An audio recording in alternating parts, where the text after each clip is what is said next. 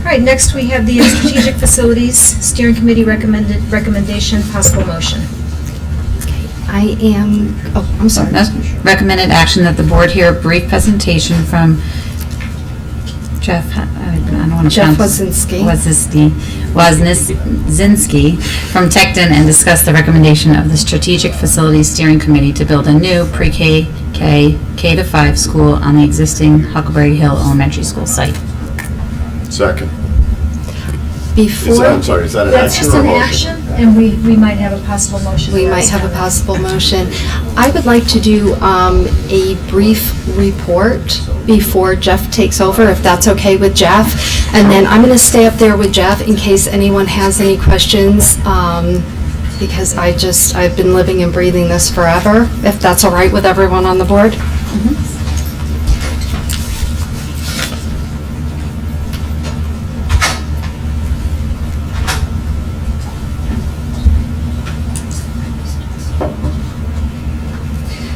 Okay, we are finally at where we have been working so hard to be for so many months, so many years, and it is my pleasure to stand before all of you tonight and give a formal report as the chairperson of the Strategic Steering Committee. The objection of the Strategic Steering Committee was to tour and evaluate all 4 schools, put out to bid, interview and hire an architectural firm, meet with this firm to develop options taking into account current enrollment, anticipated enrollment, conditions of the 4 schools, grade configuration, and to meet with educators and host informational public meetings. Ultimately, it was our goal to agree upon a plan that would serve Brookfield for decades to come. I am pleased to report to you tonight that we are confident that we have found and unanimously have agreed upon what I call the perfect plan. The committee throughout the process has exercised transparency, held public forums, solicited advice through surveys, and provided the opportunity for public comment during all meetings. Our committee benefited from a mixed political group consisting of 2 unaffiliated, 4 Democrats, and 3 Republicans. Our mixture included Board of Education past and present members, a selectman, a Board of Finance member, a representative of the PTO, our superintendent, 2 municipal building committee members, and a representative for our senior citizens. This committee has done, and done well, our due diligence to the residents and educators of Brookfield. As a fellow board member, this is an exciting time for our Board of Education and for our town. We are embarking on a new horizon with thoughtful ideas for embracing the value of learning while taking into account everyone's special talents, working towards enhancement and wholeness. We believe the presentation you see tonight encompasses those desires. This has been a rewarding journey. It has been my honor and pleasure to facilitate this group. I would personally like to thank the following people: Tara Lerner, past board member and beginning facilitator; Representative Stephen Harding, past board member and a valuable wealth of knowledge for me concerning our town and state; Eric Conklin, our Director of IT. Eric, for those of you who do not know, he coordinated the website, the Facebook page, and the surveys. Dr. John Burrell, Superintendent of our schools. He represented forward thinking and was always a voice of reason. Select woman Sue Slater, who always respected, maintained, and retained Brookfield first. Eileen Cook, Board of Finance member. Christina Zimmerman, PTO representative and parent. Debbie Brooks, fellow board member and parent. Joy Goldstein, fellow board member, parent, educator, and Brookfield education enthusiast. Paul Loftus, retired businessman representing our senior population. Paul Checkow, past Board of Education member, architect, and current member of the Municipal Building Committee. Josh Flowers, architect and current member of the Municipal Building Committee. That made up all of our committee, and they have been an absolute pleasure to work with. So, after the presentation, and you have a time to ask your questions, and you're thinking, what happens next? If the Board of Education tonight votes on accepting the Strategic Steering Committee's recommended plan for the future of our public school system, according to our town charter, the next logical step for this committee is to pass this on to our town's Municipal Building Committee for further development. We are excited to be at this point in our adventure. Although we will no longer have a primary leadership role as a committee, our new role is to ensure a smooth and seamless transition to our Municipal Building Committee. We will continue to have input, meet with, and continue to voice the interests of our communities, educators, and vision for our town and for our children. So I hope that you enjoy the plan that we have been working on so diligently for months. I encourage you to watch, keep your questions if you can until the end. And without further ado, I am pleased to present Jeff Wyszynski from Tecton Associates, our architectural firm. Thank you, Eve. Again, my name is Jeff Wyszynski from Tecton Architects. I've prepared a brief presentation. The agenda's up on the board there. And items 1 through 4, I kind of want to recap fairly quickly. They were part of the first 2 forums, so you should be familiar with those. And then spend a little bit more time on item 5, which is the preferred option, and then modifications or alternatives that we studied within that preferred option, and then discuss the next steps as far as the high-level schedule. So as Eve had mentioned, thank you to the Planning Committee. They were wonderful to work with. They worked quite a bit over the summer as well at various different meetings, but really took the time to analyze every option possible, which I'll review tonight. Again, consistent with previous presentations, some of these slides are repeats or updates. We've tried to keep the lines of communication open. We had a couple public forums, multiple community outreach meetings, a couple surveys where we received about, in addition to about 1,000 responses, really helped us inform some of the decisions relative to the options. And over the summer, as I mentioned, all the way back from, I guess, early December last year, we've met working on this plan, our team at least. Again, consistent communications, providing handouts and brochures, factual information based upon the process. Snapshot of the survey results. You can see some of the quotes that we had presented previously, but also the last 2 I think are important because they really kind of boil it all down, where the community was really concerned with minimizing disruption to the students, faculty, and staff, and then really what option makes the most sense overall has the most long-term benefits to the community of Brookfield. So again, recap. Our charge was to work with the committee to establish a 10-year master plan, so to look at all the schools. We analyzed the existing conditions, the educational needs. We had multiple meetings with faculty and staff to talk about existing and current and future trends in education and how that would inform programmatic requirements. We engaged the community. We looked at the options holistically, a comprehensive approach across all the different schools, combined it with some potential for some yearly capital and maintenance improvement projects, and the ultimate goal was to have a kind of a guide, a long-range plan overall. So work completed so far.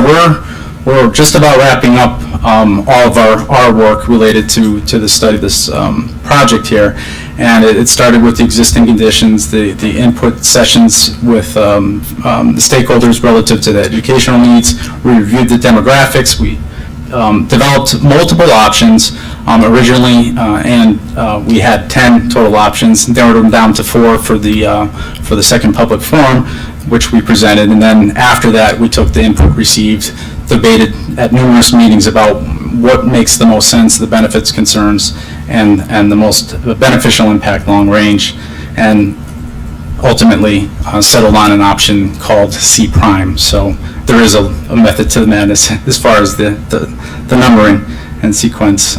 So quickly, the basis for the options as presented previously, you take basically enrollment projections, updated enrollment projections over an 8-year period, and you pick basically the largest projection, and you take those numbers for each of the classes, for each of the grade levels, and you apply it to a state standard square footage, and you get your maximum allowable square foot.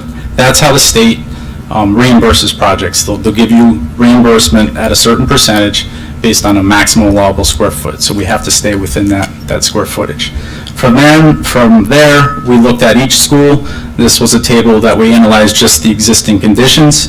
It documented site area, floor area, grade levels, grade configuration. We analyzed each site relative to topography, site access, a whole variety of different components. We did that for each of the schools, Huckleberry, Wyszynski, and of course the high school as well. Some of the, again, on the basis of the options, some of the clarifications that are important, I kind of highlighted in the orange square there. All the costs that you'll see tonight are kind of escalated to a midpoint of a potential construction period at 2021. So those are the numbers escalated to a midpoint of a potential construction. The reimbursement percentages that you see are the percentages that the state is giving currently to the town of Brookfield. And that's based on a whole host of statistical information that you submit to the town. And then maximum allowable square foot is based on the current square foot standard per student as the state. So baseline, again, cost summary table. In order to compare a variety of options, we have to be consistent with our data and the input that we put in. So the cost summary table that you see here is broken into site components, building components, existing renovations, proposed renovations, new school. So you'll see all of these metrics. They're kind of the mid-range. They're not the highest. They're not the lowest. They're kind of the mid-range based on a lot of historical information that we've had and collected over the years. You'll see towards the bottom, the reimbursement rate for Brookfield for new construction is 22.5, and for renovate as new is 32.5. There's all the numbers that you'll see, or I'll refer to tonight, are total project costs. That means that includes the construction costs of the building, so everything that you see physically can touch, and what's called soft costs. And what's in soft costs is if you take this building, you turn it upside down and shake it, furniture that comes out, the computers that come out, the architects that come out, those are all soft costs related to the project. So it's all in costs. I mentioned historical averages. So part of this effort was to also look at viable options for new sites. So we took a look at basically 6 dozen town-owned properties. We didn't look at private properties. We looked at town-owned and state-owned properties and looked at them from a deed perspective, from an area square foot perspective, and analyzed the NABI site, Happy Landings. We actually looked at a property immediately adjacent to the town hall and what that could yield. And ultimately, each of the proposed sites yielded a lot of different concerns. So we took that and then refocused our efforts to what, the existing campuses that you have currently. There's a series of options here, and I will tell you that they're all set up in a variety of different ways. We looked at grade configuration, we looked at square footage of buildings, we looked at age of building, the costs that it would take to bring those buildings up to code, both from a code perspective, but from a program perspective as well. So a lot of different options, basically 10 in fact, that we studied initially.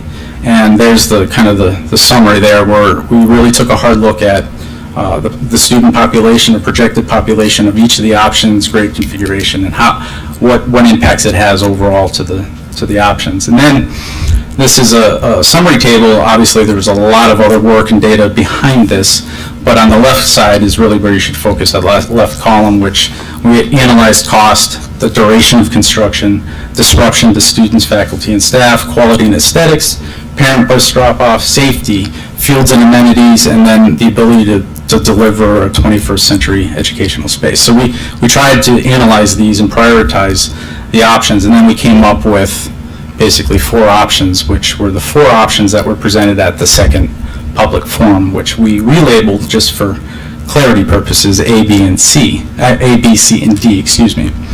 And we then presented those at the public forum, and really a couple of the options within those are new construction or renovate as new. So either you're going to build a brand new building, and we looked at the benefits and challenges of it. And for example, for new construction, the benefits are it limits disruption to the faculty, staff, and students, which was a key driver.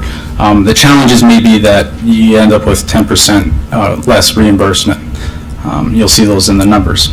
But when you look at it holistically in the big picture, it tends to average out. Renovate is new. Some of the challenges there, you can't pick and choose. You have to go in and basically renovate everything in the building. So those numbers, as you start to renovate, the more complex the renovation, the numbers between the actual construction costs of renovation and new get closer. So ultimately we landed on a preferred option C. And this is the option that we presented at the public forum as part of the 4 options, but the committee narrowed its focus based on the feedback we received from that community outreach program and some comments from the survey.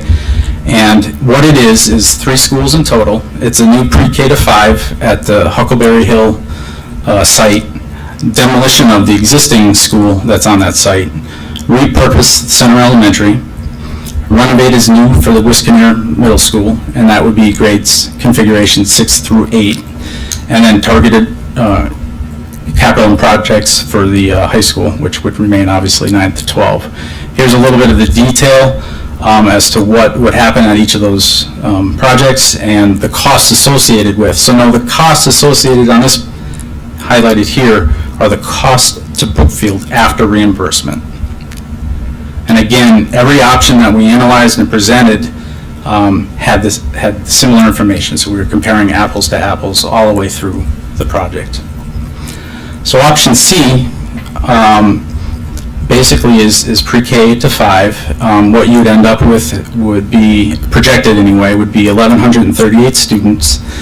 The building area, maximum allowable area, according to the state for reimbursement, would be 138,000 square feet. Just for comparison, the building that's out there now is 2-story and a total of 67,000 square feet. So you're basically doubling the size of a building on that particular site. And then you see on the bottom the project cost summary, where there's site improvements, parking, new building, demolition of the existing. It all totals up to a project cost summary of $64 million. You add the soft costs in, which are on average around 18%. You end up with the total project cost of $76 million to deliver that project. Wyszynski Middle School planned to be renovated as new. What's interesting about this option is you take pre-K to 5 and you put it on Huckleberry. You automatically right size Wyszynski according in the state size. So 6, 7, and 8 total 715 students, and you can see, in this chart here, the maximum allowable according to the state is around 115, 116. The existing building's 125, so you're right there. So without spending a penny, it gives more breathing room. It gives the appropriate size for 6, 7, and 8. So that's a key factor that was discussed many times during the meetings. And then the high school, at this point, is targeted capital improvements. There's a laundry list of items that we collected during our existing conditions analysis, and our engineers and consultant team have provided a more detailed list along with that to give you a plan for that school.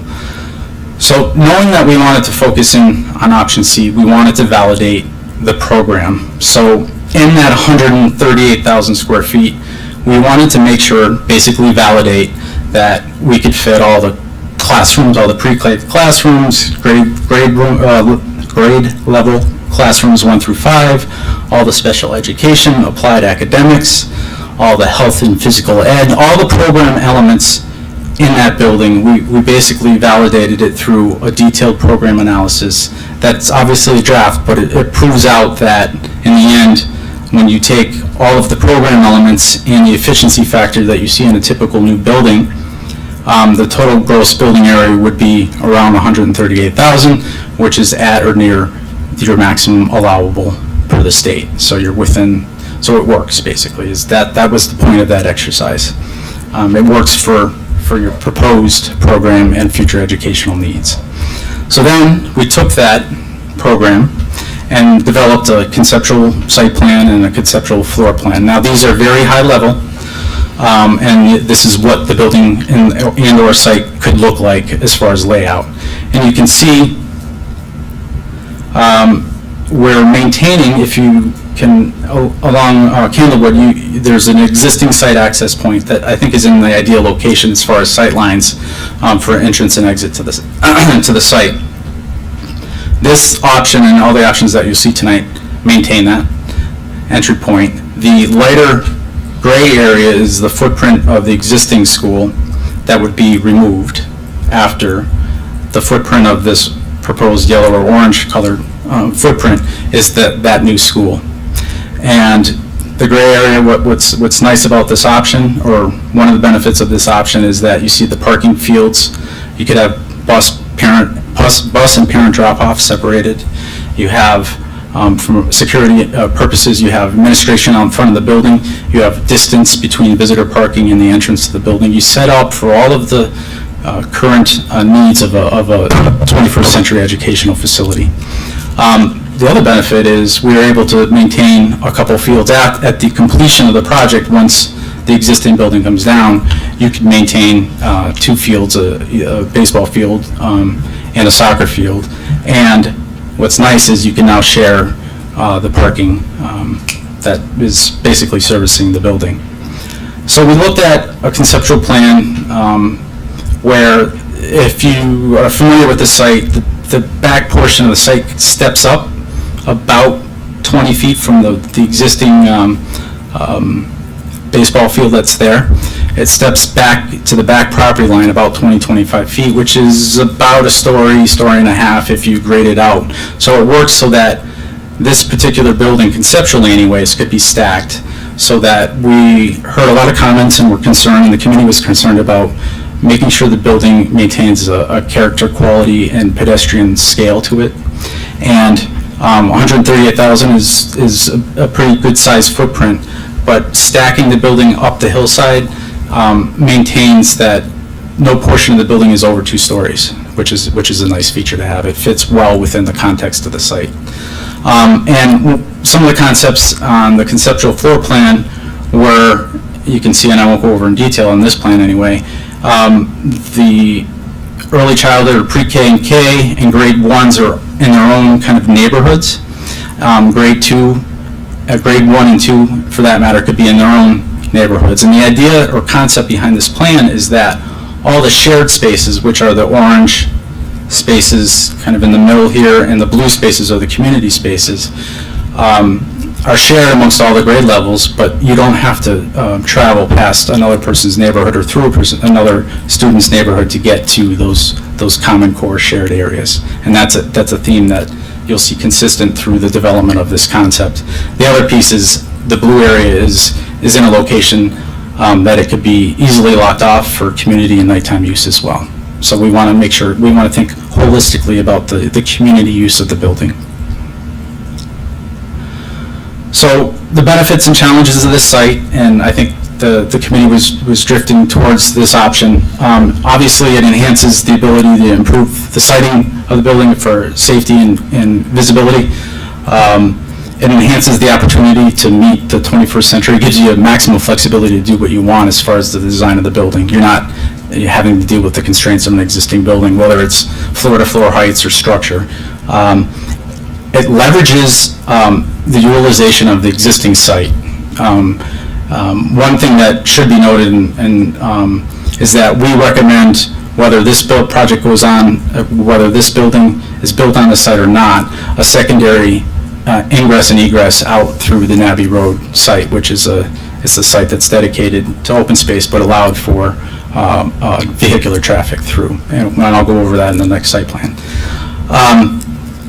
The other benefits to this option are it reduces or almost eliminates the disruption to the occupants, consolidates the two schools from an operating and energy efficiency standpoint as well. So there's some efficiencies related to combining these two schools. And again, as I mentioned, it basically right sizes Wyszynski without spending a dollar. The challenges, so you're further back on the site, so there might be some more infrastructure costs, phasing and sequencing of site logistics. Obviously, the students would be in the existing school as this building would be constructed, if it were to be constructed further back, which we don't think is an issue. It's done quite often. It's not like you're renovating within the school itself. That's why we chose the new versus the renovate as new. There are some floodplain considerations that you can deal with, items that should be noted, but challenges that certainly could be overcome with good design. Due diligence is required. Obviously, we don't know much about the site as far as the geotechnical piece. You would have to consider potential reuse of the Center Elementary after this program is completed, and multiple points of ingress and egress. And there is for new a 10% swing in the reimbursement rate, but you'll see how that weighs out in the various different options. So the committee was kind of drifting, in fact improved this preferred option, and to their credit, asked for additional due diligence on, okay, let's take a step back, just make sure and validate that we have our thinking correct with a couple more options. And I labeled them C1 and C2 just to stay within the option of within the option of C1. So C1 goes back to 4 schools. It's renovate is new for the Center Elementary, which would be pre-K and K, and add some central office in there because the building's too big to house just pre-K and K. And then build a new elementary school, grades 1 through 5, on the existing Huckleberry Hill Elementary School site, demo the existing school on that site, renovate is new for Wyszynski, and the high school remains the same. So the costs associated with that obviously are a bit more because there's more projects and you lose the efficiencies of combining the buildings. So you'll see those numbers vetted out here. A would be the grade levels 1 through 5 at $53 million. The center school is another 14 on cost to Brookfield. And then Wyszynski and the high school remain the same. So the detail is here, but I really want to get to C prime so I can really dig in a little bit more detail. And then what it does is it does affect the student populations of obviously grades 1 through 5. It brings it to about a 950 student building, placing the pre-K and K into Center Elementary, which would be about 192 students. So the challenge with that small school is obviously the duplication of all the services. In each of those 2 schools, you lose some of the efficiencies. So then we looked at what we call option C2. What if we tried to save some of Huckleberry Hill Elementary for some grade level configuration, and then also build a school up on the hill, maybe a slightly smaller school. So that's what this option is.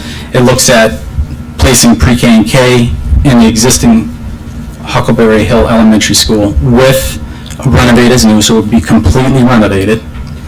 We demoed a portion of that building in order to make, and you'll see it in the site plan, make best use of the site. We'd build a new grade level 1 through 5 up on the hill. We'd repurpose Center Elementary and then renovate as new Wyszynski and targeted projects at the high school. So that option costs $50 million for the new school and about 10 for the renovations to the Huckleberry Hill for pre-K and K, and then Wyszynski and high school are the same. You'll see the grade configuration breakdown is similar to the previous option. It's just all on this site now, which is 192 for pre-K and K, and then 950 for grades 1 through 5 in the new building. So this is what it could look like. And what you can see is we, again, maintained the existing exit access point to the site. We removed a portion, the one-story portion, slab on grade portion of the building, and the portion of the building that is out the back, which is, I guess, the most recent addition to the building, in order to gain access in and around to the site, to the rear new building. Now, what's important here is there is other factors that, for the reasons why we maintain this point here, is because the grade level, believe it or not, is around 400, elevation 400 at the entry point. And if you follow that path along the top there, it stays around 400, 405. So we're trying to kind of minimize the amount of site work there and provide a safe level entry point to both buildings. What we would do, or at least what this conceptual plan is indicating, is we could flip the entry to the renovated building to this courtyard side, and we'd renovate basically 28,000 square feet of this building for pre-K and K. The footprint of the building would more or less stay the same, although we would kind of shift some of the grade levels around in the new building. The square footage would come down from about 138 to about 116,000 square feet. So what happens here is you lose some fields, you pick up some parking. It's a little bit more complex as far as the vehicular circulation on the site. And then we summarize these because we thought this was a fairly decent one, but then you really have to look under the hood under this option, because the benefits are great. Okay, we're using a portion of the existing structure. It may be less costly initially day one. It provides, there was some concern about the level of separation between the various different grade levels. That was a theme that we wanted to address, and you'll see in our final option how we did that. And the other benefit is it may allow for future expansion of universal pre-K because of the building. If you save a portion of the existing building for expansion, you could do that. But the challenges are that the sequencing and site logistics during construction have become a lot more complicated because you're trying to work around all of those components. It's not impossible, it's just you're paying a premium for that. You lose some field space. The renovated new project is a bit more disruptive. It is more disruptive than to students, faculty, and staff, albeit we could probably maintain some of them in Center Elementary. But you lose the operation efficiency, not only from a programming standpoint, from personnel, but from a building efficiency related to utilities and maintenance. You're paying double, you're paying more, there's more building envelope, there's more to maintain. So those become long-term challenges from an operating budget perspective. The other piece that you have to consider when you only put pre-K and K, about 200 students in a school, is that the spaces that we're in tonight, the media centers, the cafeterias, the kitchens, all of these, you have to start combining spaces and narrowing them down and limiting the maximum effective use of that space, because the percentages become less as far as those core spaces. So you often find that you have to have a cafetorium, you have a limited kitchen. For this option, you may have to use the full kitchen in the new school, bring lunches over and have a warming kitchen in the existing pre-K and K renovated project. So that was one of the significant challenges that I think really pointed to the last option that we considered, which was C prime. And the reason why I call it C prime is because it's really option C, which is pre-K through 5, new school up on the backside of the site, but with some fairly significant design modifications to really address what we heard during our community outreach, which was the level of separation, the transition of the students from pre-K and K to 1, from 1 to 2, and then to the other levels. We also, grade level 5 would come back down to the school. So could they have could the physical design support a transition year up to the middle school for grade 5? So we established basically an early childhood learning center, and I'll show you in the plan, and a 5th grade academy, at least conceptually. So this proves out that it is possible to achieve all the various different aspects within one comprehensive building and project. So the dollars associated with this are very similar to option C. They're tweaked a little bit as far as parking and the site improvements because the site changed a little bit. But right side of this slide is the important piece. So total bond referendum vote, if this project were to proceed, is about $78 million for a new pre-K to 5, 138,000 square foot building. The cost to Brookfield after reimbursement is around 63. And the detailed statistics, we can get into that if there's questions, yield out here. All the math is there. And so when we're asked to take a second look at option C, we reflected back on some of the original conversations we had relative to the educational needs. And we heard consistently from the community and from the faculty and staff that Center Elementary does have this charm, have this sense of scale, this sense of community to it. So we documented that. We took another look at what it is that works so well. I mentioned the scale, the simplicity of circulation, the neighborhood quality, the dedicated courtyards, and translated that kind of feeling, those statistics, those elements into a revised design, or conceptual design anyway, for option C prime. So what's changed a little bit, again, the entrance exit remains the same location. The field configuration changed a little bit. It became a little bit more organized and simplified, which is nice from an approach standpoint from vehicular and pedestrian circulation. It maintains the separation of parent and bus drop-off. It gives a long queue line for drop-off and pick-up for both bus and parent. It gives an ideal setting and setup for administrative offices, supervision, eyes-on access to the site here, which would be in this block, and I'll show you in the detailed floor plan, and gives good circulation control access into and out of the building.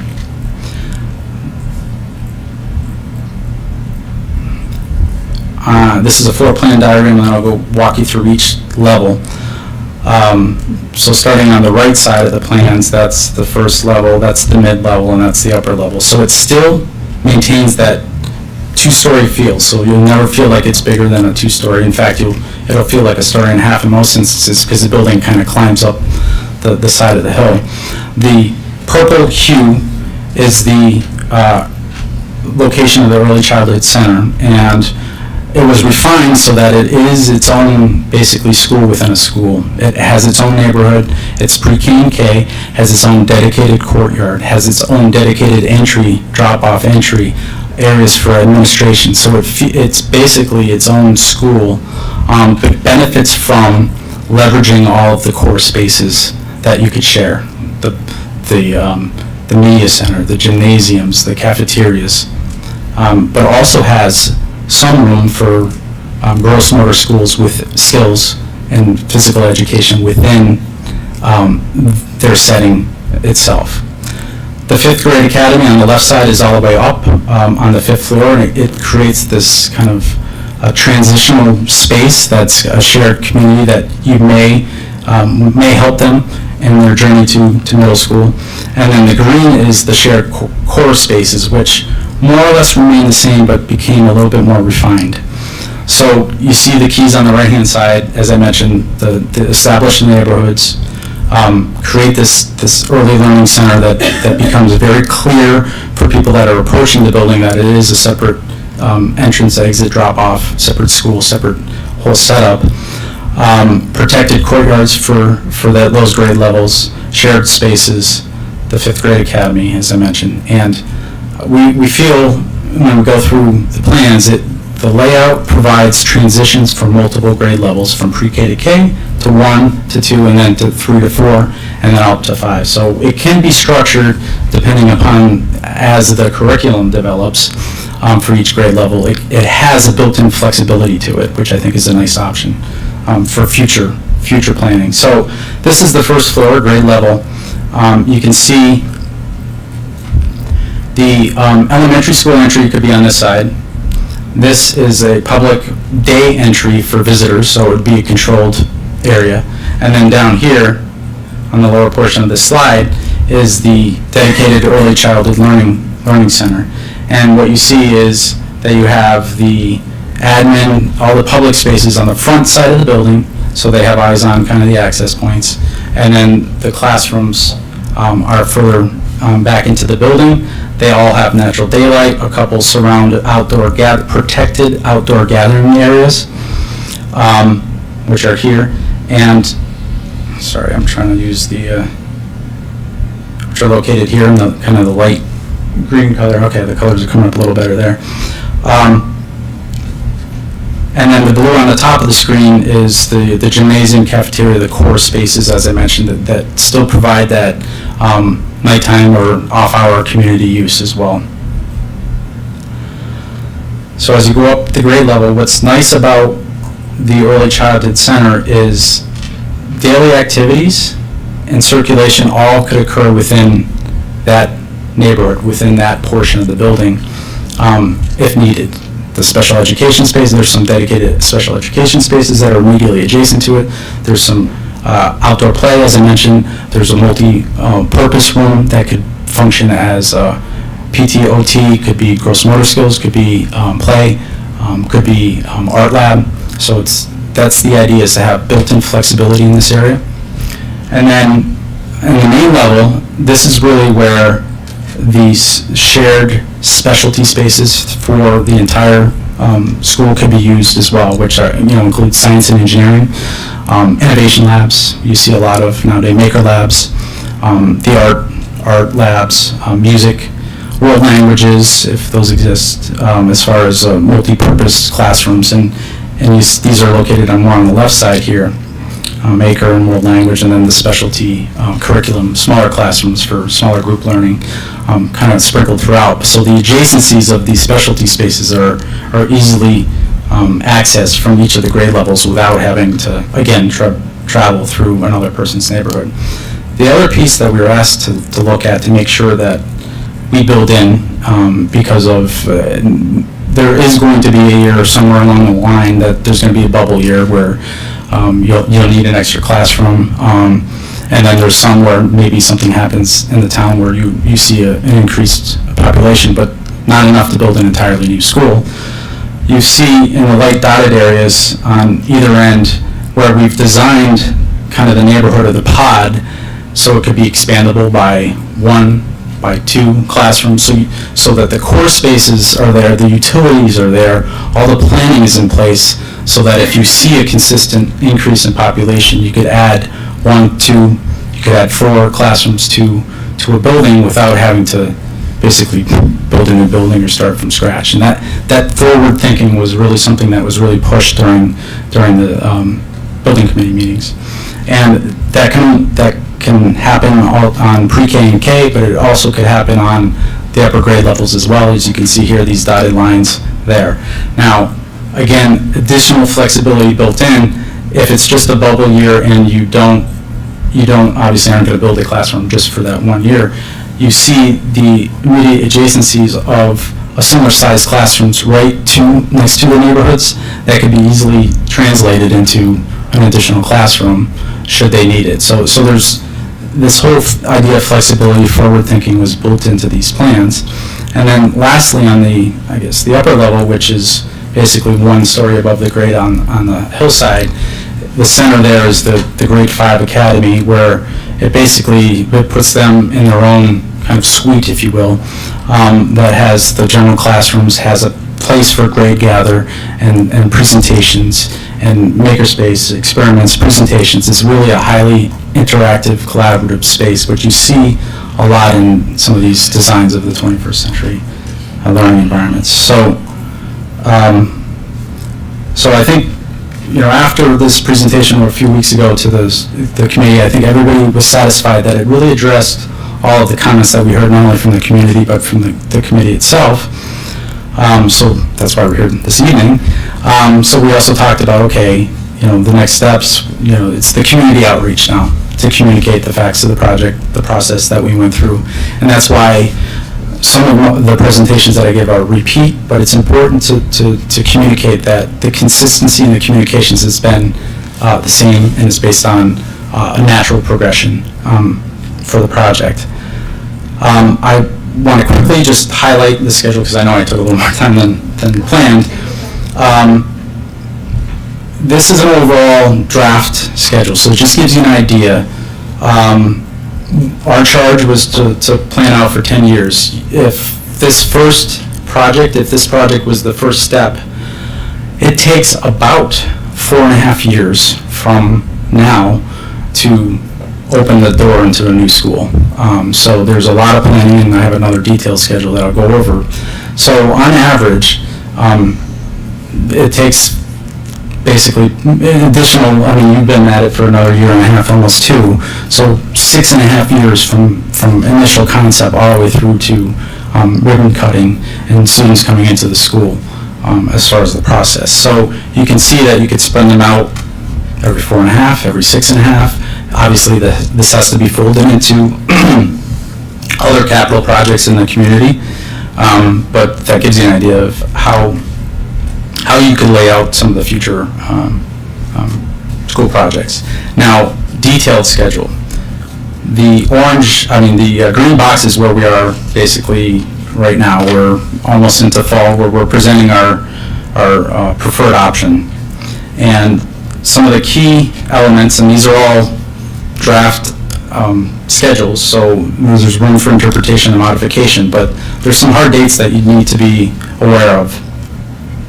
And so we're here basically in the fall of 2018 where we think, a 3 to 4, 6 month kind of public awareness campaign of the project and the pros and cons of it would take place for some spring level referendum in March, April of the following year, 2019. So what's important on the schedule is this date right here, June 30th, in fact, is the submission deadline for grant applications. You need a host of kind of checklist of items, about 10. The biggest one is obviously the bond referendum, successful bond referendum, proving that you can successfully fund the project. You need board approval, board educational specification. You need a host of other items, but obviously the biggest one is bond referendum approval. So you would submit that application in June.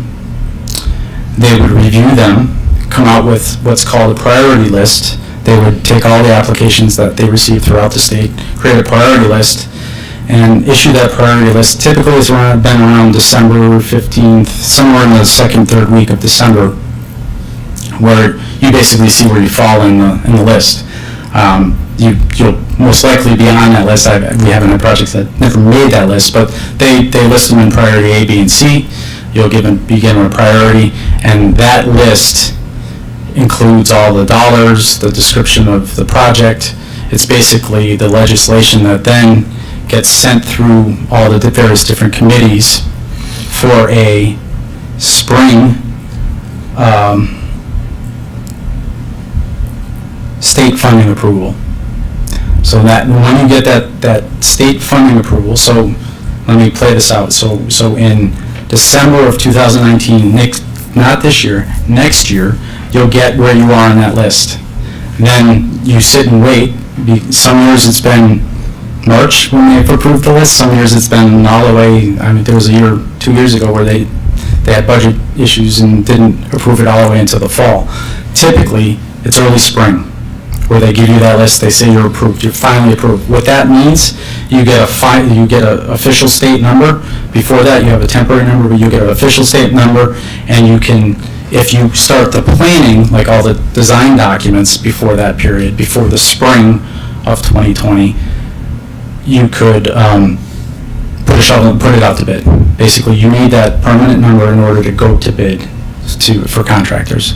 So you play that out, and you can see the overlapping design pre-construction element here. So if you started back in sometime in the fall of 19 with the detailed design and planning for this thing, and you're almost ready with bid documents the spring of 2020, you get that notification, you send it out to bid, and you can get moving. It's probably an 18-month, 20-month construction, start to finish.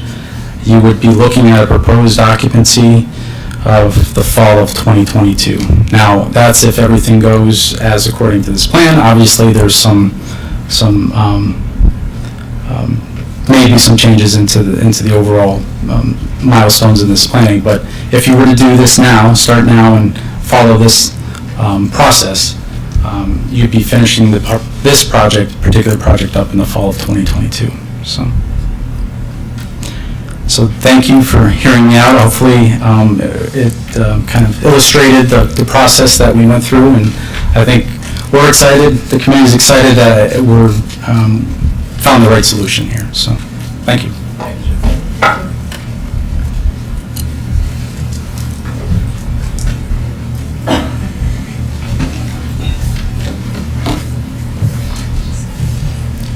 It's very informative. Thank you very much. I think we can open up now if anyone has questions. I have one. I don't know if this is on. Yeah, okay. Was the cost to demo Huckleberry in there? I couldn't see. Okay. Yes. Okay, so that was. And did you, as a committee, maybe ask, I don't know, other town boards or other, I guess, groups if there wasn't another purpose for center relatively immediately? I'm trying to think about what people are going to be. We're going to have center just sitting there, right, offline, that we'll still have to maintain somewhat. So if there was another use for it that at least people could see coming down the line, I think they would be a little more favorable to the project. So if you haven't already done that, I would say that's something that needs to be a priority before this goes to referendum. No. The answer to your question is no. We have not gotten to that point yet. We felt that by giving center back to the town, you read all the time, and I'm hearing, and maybe Selectwoman Slater can, if she has any information, she could pop up here. They're crunched for space. Town Hall is really crunched. So we thought that by us not having the need for center school, that giving it back to the town would provide an opportunity for our town to use it. Do you have any? I'm not sure if you guys have talked about it. No, I would say this was all offline. Yeah, she is. Hi, Sue Slater. I'm on the committee also. We have not had any conversations within the Board of Selectmen itself. I've heard conversations within town saying, well, we wanted a place for the library, so maybe that's the place for the library. Or maybe we just, get it off the books altogether and sell it. So those are the options that we've had so far, but nothing, official on any of that. Thank you. Question for Jeff. Assuming, down the road, we approve it tonight, it gets approved at referendum, it goes to the state, we get assigned a priority A, B, or C. Yep. And I'm not holding to this at all. But based on what you have seen and what you have done, whereabouts do you think we would fall, and what do you think the probability of getting state approval and funding for this would be? I'm not holding the probability is good because of the process that we went through. I will say that the dialogue should start relatively soon. In fact, we've been talking about this with the state to explain this is the process we went through, these are all the options we studied, this is where we've landed. The community is starting to look into supporting this option and have a dialogue with them to make sure that they understand the history behind it and that it's coming. And the chances are pretty good the dialogue should start relatively soon. So relative to priority A, B, and C, as long as you're on that list, that's really what you want to achieve, and we haven't had an issue with that, so. So generally, most of the projects that are on the A, B, and C list Yeah, do yeah. get Sure. ultimate funding. Yeah, yeah, Thank you. sure. So I have a question, actually, this is for Dr. Burrell. In one of the earlier presentations, way back when we had the initial consultants come in and look at the demographics and the like, they had made a comment about large elementary schools are sometimes problematic to manage, and this has 1,138 students. What are you seeing with 1,138 student elementary school? Is that a good thing? Is that hard to deal with? I mean, that would be big for Brookfield. It would be, and I mean, frankly, it'd be bigger than the high school, and so in terms of population of students. So that was the key that Jeff really went through, and is what we talked about as a committee, is the nature of the smaller communities at both of our elementary schools, especially talking about center school, and the community feel that it has, the smallness, the safety, the protection, just the feel for that. And we wanted to make sure, right from the start with the design of the school, that we talked about that concept of neighborhoods, and we really love that word as a committee. I don't think we officially ever voted on it, and I don't know where we initiated that phrasing, but we talked about different neighborhoods for the grade levels, and importantly was the concept of an early childhood center as we evolved into option C prime, which was to have the separate entrance for our younger students, the option for administrative or supervisory oversight of the space, and then one thing that we really haven't talked about a lot, and as time goes on we will, is the almost doubling of the size of those primary classrooms, from 780 square feet, I think, to almost 1,200 square feet. So the opportunity for the gross motor work, the space for planning and group work at centers, the opportunity to bring specialists into those classrooms if we would like, rather than transition the students out into the gymnasium, for example, or into an art room and have the work done there. It just gives you all kinds of flexibility. The bathrooms are also in the kindergarten rooms. That's important for people to know in this design. So we really wanted to have that cozy, small, safe, nurturing space for our youngest children. But the neighborhoods gives us that space for all of the children, the way we have that. So we break down the largeness through the school within a school in terms of pre-K and K, the separate entrance, as well as our neighborhoods.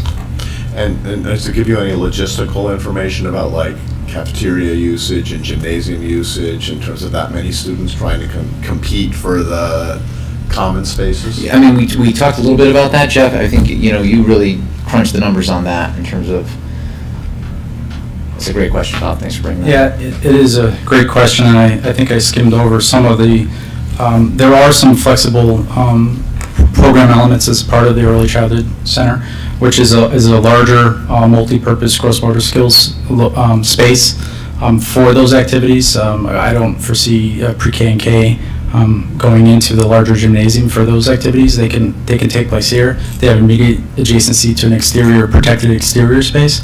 So we've built those kinds of spaces at a smaller scale into the Early Childhood Center. Oh, cool. Yeah. And the other thing the committee we spent a good amount of time on, was not only those protected courtyards, but also playscapes and playgrounds for the children in the different ages in different locations. So there wouldn't be one playscape that's for larger children that the little guys have to figure out how to use. We would make sure it was appropriately sized. Yeah, I mean, conceptually, it's set up to support the idea that you could, in fact, have grade level exterior playscapes on each kind of side of the building, and they are further back and protected from kind of the public aspects of the building. So I'm still struggling a little bit with 3 layers. Sure. So the elementary students, the pre-KK, they come in. Are they in a 2-floor setup? yeah, it's there? basically like a split level, if you would think of it that way. So you'd come in. The dedicated entry here, admin, kind of specialty spaces here. There's pre-K, K, there's 4 pre-K and K classrooms, which are, just to speak to the size for a second, 1,200, based around 1,200 square feet. Today you have, on average, the size of the classrooms are 789. So that's the difference. So to continue on, there's 4 there. You could see kind of up the hallway, the corridor, it'd be open to above. You come up a half level and into 6 more. So it's a half level, it's like a straight up It's a full level. staircase? It's a full level. You're up 14, 15 feet. And so is it staircase. stacked too high in the front? Yeah, too high on the front and too high in the back. So the middle level of the building is kind of It's second bigger. story on the It's front. bigger. Yeah, exactly. But when you're approaching the building and when you're circulating around the building, what's nice is it'll only feel like 2 stories. So the front facade is a 2-story Exactly. facade, but you see this little 3rd story in the back somewhere. You may not, from a perspective, Yeah. you may not even see it because it's further back, deeper into the building. So, Okay. yeah. So I think it's an The approachable kids, the scale. kids come in and then they go to the classrooms, they go up a set of stairs Yeah. to the, Yep. okay. Yep, they would, so that, and that's the reasoning behind kind of a wider kind of main street there. Kids come in, they can go, they circulate up through to their classroom pod, and if there are different arrival times, they could, one grade level could come through this kind of avenue, and another grade level could go through there. So there's opportunities for flexibility from an operation standpoint on this. Again, it's a conceptual plan, but I think it proves out some of the concerns that you have, I think. No, I just was having trouble picturing it, and, one of the things we'll probably need to do as we start taking this around is a kind of a front view, Yeah. artist rendering type Sure. of things. Yep. As you went through the different cases, was one of the cases a renovate as new for all the schools? Yeah. And what was the difference in price on that versus this case? So the renovate is new. Bear with me a second so I can find it here.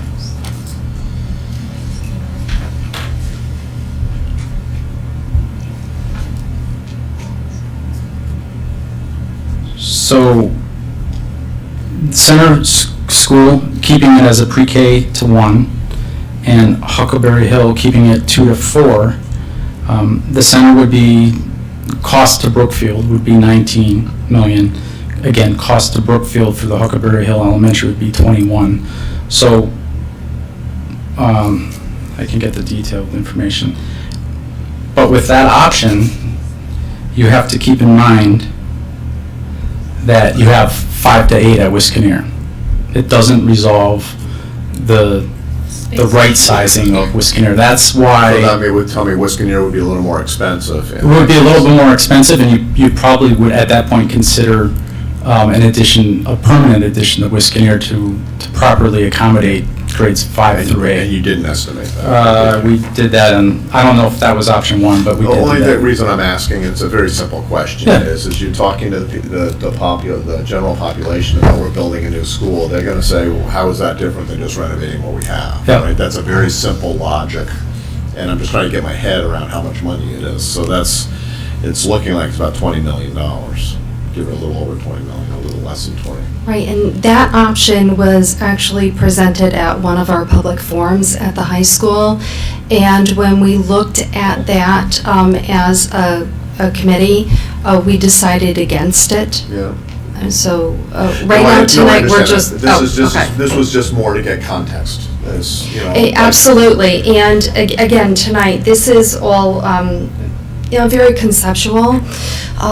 Tonight, we're presenting to you our findings and our recommendation of what we would like to look at. From here, it would go on to the Municipal Building Committee, where they would actually take lead with this, and we would be more of an advisory, our committee type situation.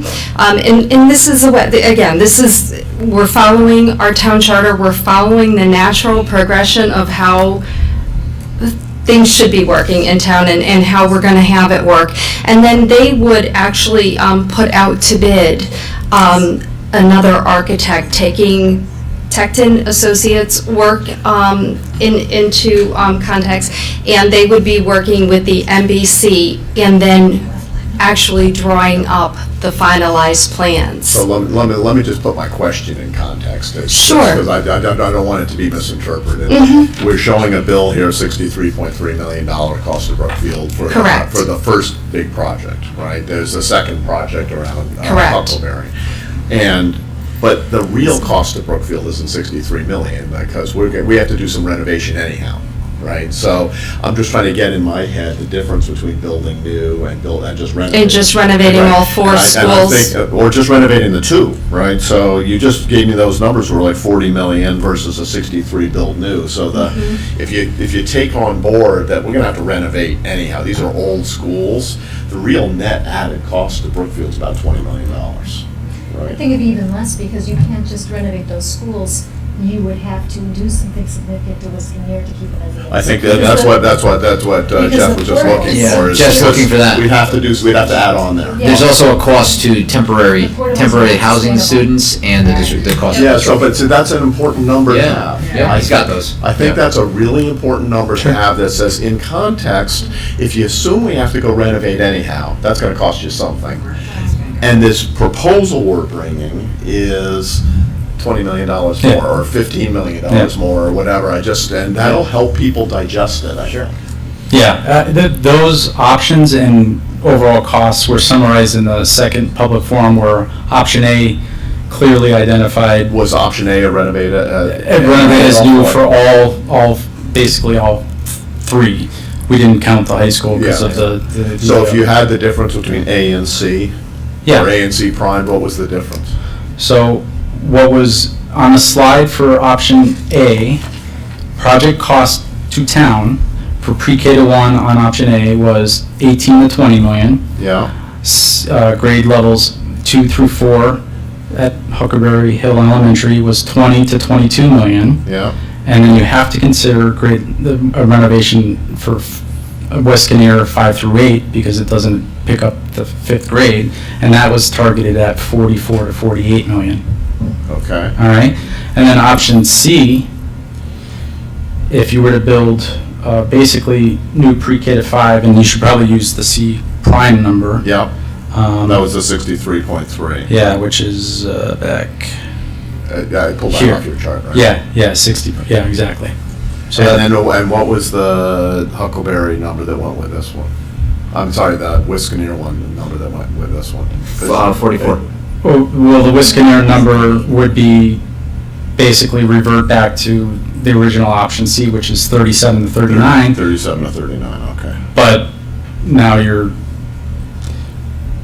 I guess the point of option C is you could get closer. Wyszynski, we wouldn't advocate immediately a renovate as new to Wyszynski. So if you build that new pre-K to 5 and alleviate the 5th grade in Wyszynski, it gives you Time, space. It's not the sense of That's why that option came up. No, but when I'm, so maybe. I know what you're- I took the yeah. midpoints of those, that says the added cost for doing a renovation at Wyszynski by doing renovate as new was about $8 million. Yeah. So I kind of calculated there's about 23 million added cost for build as new minus the 8 that you'd have to spend more at Wyszynski. Yeah, and then all the other So it's about $15 intangibles. million is what we're talking about as kind of the net new costs to get a brand new building. That's kind of cool. Go ahead. And also to minimize disruption to the students and our staff. Yep. Oh, yeah, huge. Yeah, we And- would, and- did those numbers include temporary classrooms and stuff or not? They did include, and you look in the detail, it did include temporary modulars and the premium for phasing. What it does not include is the operating efficiencies related to utilities operations, which, is really your real cost, because, that's day one cost that you're talking, you're really paying every year to operate the building, and that's where the true savings would be. Okay. Another question, Jeff? You can say it. Could you go back to the overall site plan? Sure. So you had said that your suggestion would be a bus egress down Navy Road, which would just go straight down from the parking lot? Yeah, so you see kind of secondary entrance egress there. There's, in the maps that we found, there's kind of a dotted line that was related to some kind of easement. We couldn't find the history behind it, but it would go along the edge of Nabby, which is owned by the town and dedicated as, I think, recreational open space. So, but regardless of whether there's a new building here or not, it's good practice nowadays, if you have the ability to have a secondary means of egress and ingress to a school site, you would do it. So in other words, for the existing school, it's a nice to have, especially because the light blue area which we presented, this kind of shade here that you see going through the middle, that's a floodplain. So by matter of fact, you need two means out if you put a building on the other side of the floodplain. What we're saying is you may want to consider, if nothing happens, you may want to consider an alternative means of egress to the Huckleberry Hill site from a safety, logistics, all those kinds of things. Thank you.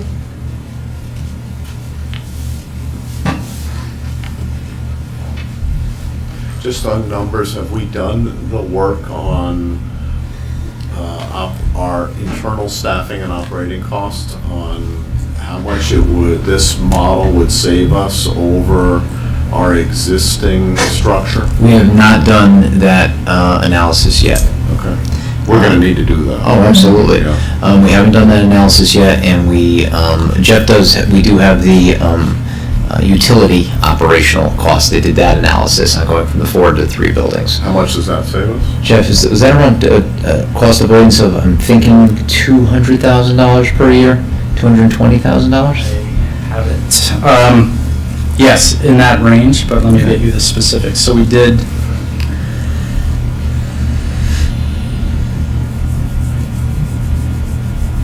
Here it is. Yeah, in the conservatively $200,000 a year range and savings in utility costs. Now, that's a conservative number. Depending on costs and stuff, it could be as high as 253, but 200 is a safe number. So that's average utility costs savings. Significant. Yeah. That is significant. I'm just thinking back to what happened with the library project, and when they got into the Board of Selectmen and Board of Finance meetings, and Sue will remember this, there was every single question was about operating costs. You know, what staffing costs, you know, what do you need to do to manage the building that's different? So we need to probably kind of get ahead of that. In this case, we're consolidating schools from two elementaries down to one. But yet there's got the early childhood center, and there's going to be some staffing implications to that. So we just ought to have a good, crisp story, a vision of what that looks Absolutely. like. So It's imperative. I am, just a comment, I'm thrilled with this plan. So I am think I. it solves all of the problems that we had from the onset. We're taking 5th grade out of Wyszynski. We are keeping our pre-K, K1 in a more closed environment, but yet pulling it under the same roof for efficiency purposes. We're building a school that we know is going to last us.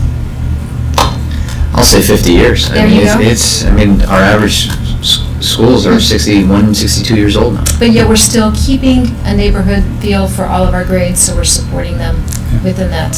So I think it addresses everything, and it's exactly, what we had asked to find. I just have one quick comment. I think it's appropriately named the perfect plan because I think, just as Colette said, I think it's not just a new building, and we have to keep remembering that. We can talk about renovation, but it's not just a new building that we're getting. I mean, yes, it is, of course, but in safety, we're improving our safety, which is obviously of utmost importance, but I love the emphasis on the collaboration spaces and the innovative education. I mean, it's going to be a new educational experience. It's not just a new building. And I think that's the direction that we need to head. So I love it. Yeah, I think, Rosa, that's really important too, because it would be such a waste of our time and effort just to Exactly. build a pretty building if it's not Yep. forward-thinking and doesn't, move us ahead to reach our goals as a district. And even just the idea that you had sketched out possible extra classrooms, because, who knows if the community will change over the years, and And that's something we should think about to be prepared for, because it could happen. You know, another piece of flexibility that we talked about was Dr. Spall and I have had some detailed conversation on pre-K. We have an increase. We're looking at kids mid-year and toward the end of the year that will be turning into the 3-year-old range, and we'll be looking at 4-year-olds, and our pre-K population is booming. And where does that go just in the natural progression of things? Where does that go in terms of us as a district, strategic planning and thinking about the opportunities for pre-K and more offerings perhaps as a district? And if legislation changes where we might actually be mandated down the road to have universal pre-K. Again, that might be a decision we want to make as a community. Having said that, the flexibility to add on either side of the building is also really important. And did I see that there's an extra field on this last plan? Did we net up a field? I think you just maintained, I'd like to say you did. I thought I saw 2 soccer fields. The problem is the building's covering one field. That's the problem, the new More building. than the other 2 plans, is what I think. There is, I think, a better arrangement of the athletic fields in this scheme. It gives you a little bit more opportunity to have multi-purpose fields, so. Okay. And there's on the site today, there's how many fields? There's basically one athletic, one baseball There's a field. baseball field, or two baseball fields that kind of face And- each other? Yeah, I can. And then the soccer field down there. And a soccer field down below? Yeah. Okay. We'll probably want to have Parks and Rec kind of be actively part of the field structure. Yeah. Absolutely. Yeah. Okay. I think this is really cool. Mm-hmm. This is Yeah. really cool. Great. Thanks to Eve and the whole committee for all this great work. It's really impressive. Thank you. Thank you. It was actually our honor to do it. It was very exciting for all of us. And it was a whole community, committee effort. Everyone on the committee really spent a lot of time and it gave their input, and it was a whole committee effort to get to this point. Is there going to be another public forum that basically presents this? Okay, where it goes from here, if the board decides to vote for it, we would then bring it to the municipal building committee. They would review it, they would pick it up, they would work with us, and then, yes. Short answer is yes, but this committee would not be leading it anymore. Would that be, do you think, prior to the, well, just do you think, because at that point it wouldn't be on the committee, but prior to the public meeting where we would set the referendum date? Yes. Most definitely. What's going to happen next is we do have another committee meeting set up, and that is set up for August 30th at 6 o'clock. There we're going to be discussing your vote tonight and where we go from here. So at that point, it would be up to whoever on the MBC takes over as the new chairperson, and most likely they will invite us to be a part of it. So we will continue to have a voice and be a part of it, but they would be the entity really leading it and moving it along from us, because that's really their specialty. So look, if I could just make a comment, because just a little history on this committee. Because we set it up not with this board, but the prior board is when we got it going. We actually had a discussion about the structure, and we said it would be best, first of all, that it's not just a Board of Ed committee. It's that we wanted a broad representation on this committee. But then secondly, we anticipated this moment, right? That said there would be a point where the Board of Ed responsibility declines. It doesn't go away, but it declines because we're not building experts, right? And the MBC increases, and we purposely asked Paul Checo and Josh Flowers, the chairman and the vice chairman of the MBC, to be part of this committee so that this transition is seamless, right? And we wanted to have a board of finance on it and a board of selectmen on it so that the process is when we're going through those boards that they've been part of this. Yes. This was very consciously thought out on the makeup of the committee. And it's been so great to watch. I mean, I've been loving watching how they give and take, but now is when the power is going to take off, because as we go through a transition to the NBC needing to do it, we're not like starting fresh. It's really good that way.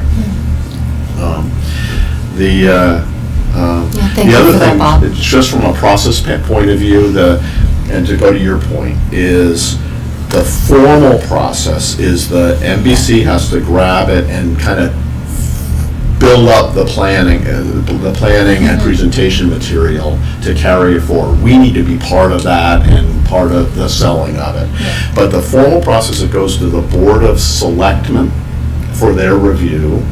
There's usually a public hearing as part of the Board of Selectmen review process. Then they vote on it. Then it has to go to the Board of Finance. They often have a public hearing as part of their process. And then it goes to town meeting, right, which has another chance to present all of this. And then it goes to referendum. So I think I can see. It's just when that process, and I just saw it with the library too, by the time it was at Board of Finance, it was like, the project was lost by so many Yeah. people because they were like, well, what are you talking about? It's already with the Board of Finance. Like, I don't know anything about this project. Yeah. So that's what I'm trying to get ahead of. Now, I actually think there's a great opportunity to have the committee, as part of this handoff process, to have a meet and greet or let the public see the final proposed thing. There's some really Yeah. cool stuff in there that's hard to understand just looking at a schematic on a website, that if we got Jeff up saying, okay, here's C that the committee finally settled on, we could build some excitement Yes. long before we get into the Yep. formal process. Yeah, So yeah. is that what kind of where you were Yes, going? yeah, mhm. Yeah. I agree. Just Not just talk to your excited, but committee about knowledge. that. I Yeah, think there's yeah, an opportunity exactly. here. Oh, I think so too, and I agree, and thank you for that, Bob.